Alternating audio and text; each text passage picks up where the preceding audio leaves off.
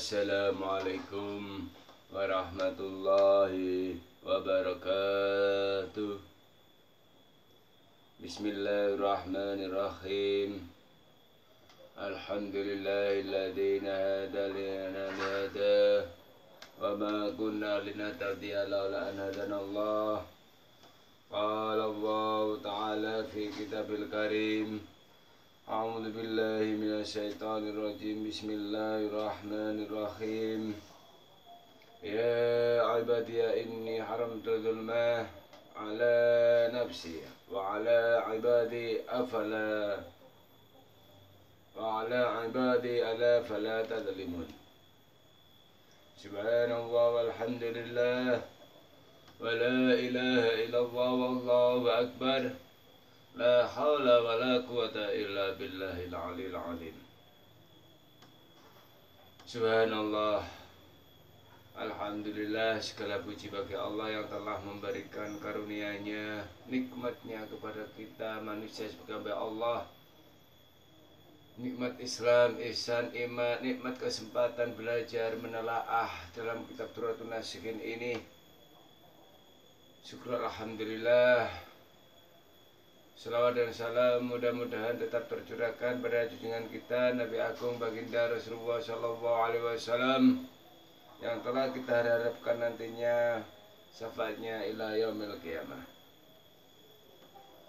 Kemarin episode sebelum ini kita membahas terkait masalah bagaimana orang-orang zalim itu, perumpamaan orang-orang zalim itu ketika ia pernah mendolimi saudaranya, pernah mendolimi temannya dan sebagainya.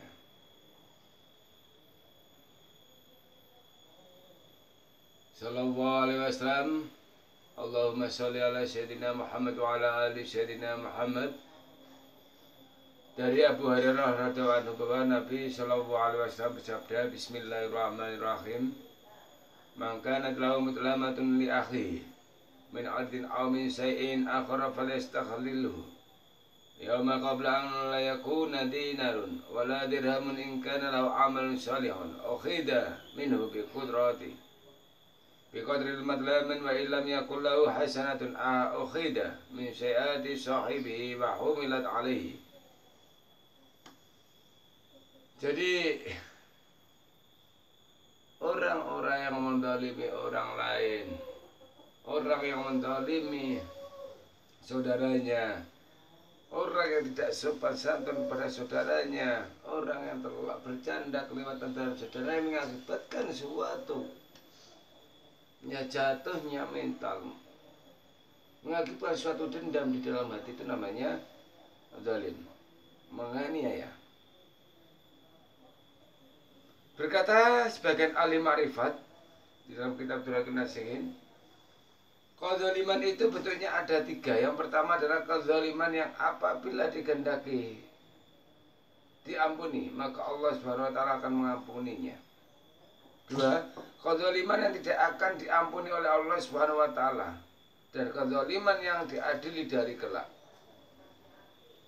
Kezaliman dalam bentuk pertama adalah terjadi pada antara manusia dan Tuhannya, seperti meninggalkan sholat, zakat, puasa, haji, dan mengerjakan hal-hal yang diharamkan.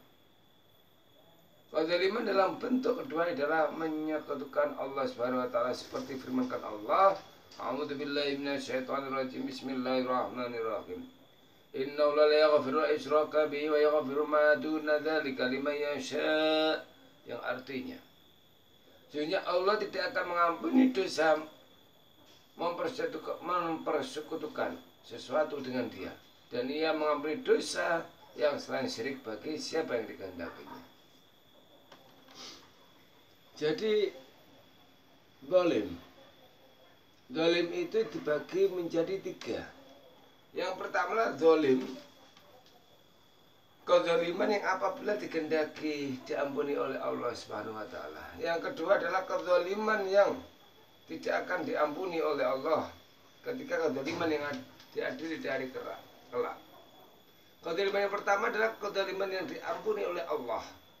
Itu adalah seorang manusia, seorang hamba Allah yang zalim terhadap Tuhannya, di mana ia zalim, di mana ia meninggalkan seperti sholatnya, zakat, puasa, haji, dan mengerjakan hal-hal yang diharamkan oleh Allah.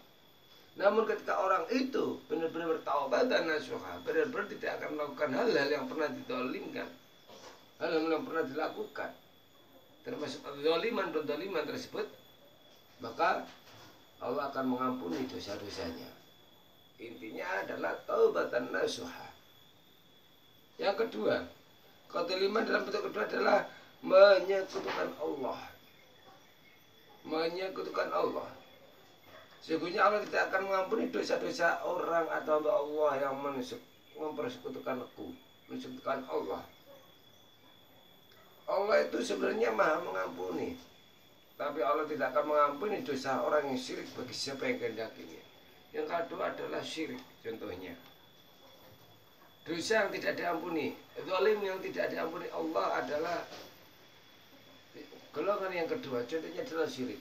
Allah itu masih mengampuni dosa-dosa yang lain. Allah itu masih mengampuni dosa-dosa orang yang tidak mengerjakan ibadah, tidak mengerjakan sholat, tidak mengerjakan zakat, haji, dan melakukan perkara haram yang lainnya. Namun Allah tidak akan mengampuni orang-orang yang syirik kepada Allah, orang-orang yang mensekutukan Allah.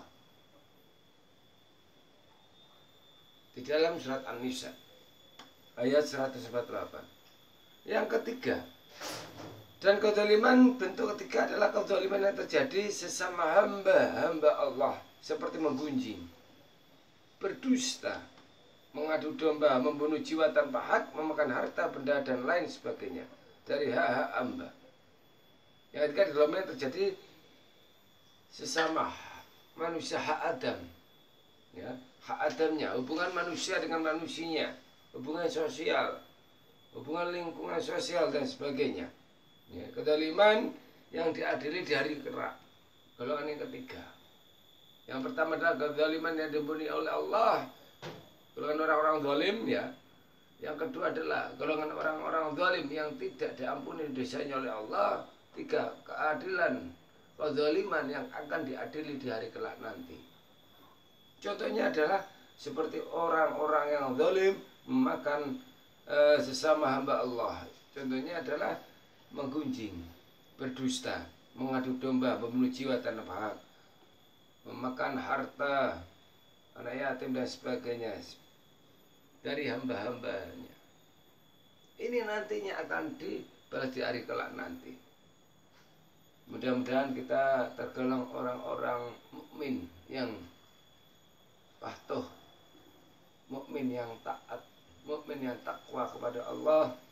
Mudah-mudahan Allah memberikan sinar-nya kepada diri kita, karunia-Nya kepada hati kita. Mudah-mudahan Allah memberikan ridho-Nya kepada kita, sehingga kita dapat menjalani hidup dengan penuh ibadah kepada Allah, penuh kebajikan kepada manusia. Wassalamualaikum warahmatullahi wabarakatuh.